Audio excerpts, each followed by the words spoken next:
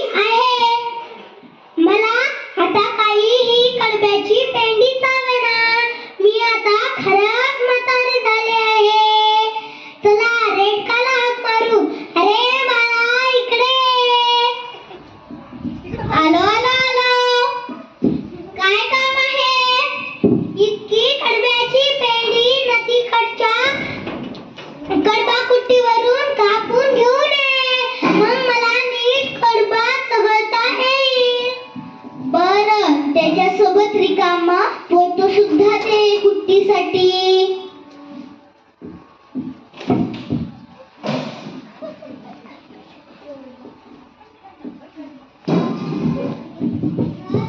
नदी तर आली. नदीला पाणी खूप आले. मला भीती वाटायली. इथं बैल काका दिसायले, त्यांना विचारू.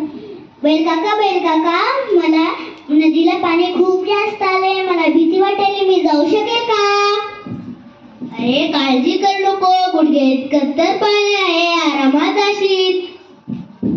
ठीक आहे, जातो मग.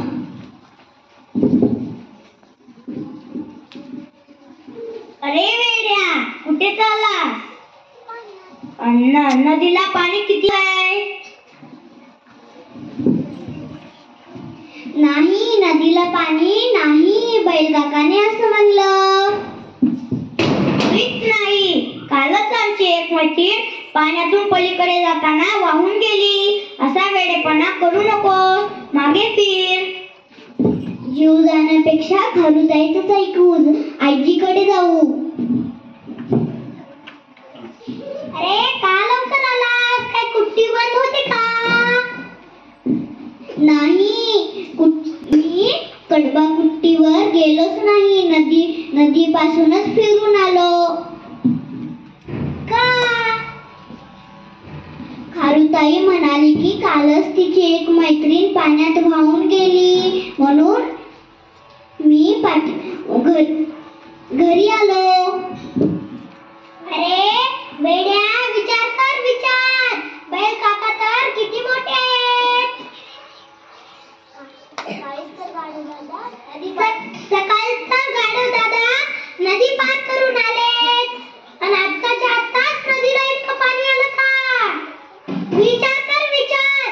बैल काका तर किती मोठे आहेत. आणि खारुताई तर किती दुखनिष्ठ आहे. तिला तर पाणी जास्तच वाटणार ना. तू तर तिच्यापेक्षा उंच आणि मोठा आहेस ना. विचार कर विचार. आलं माझ्या लक्षात. थांब, तुझ्यासाठी आत्ताच कडबा कुट्टीवरून कडबा कापून घेऊन येतो.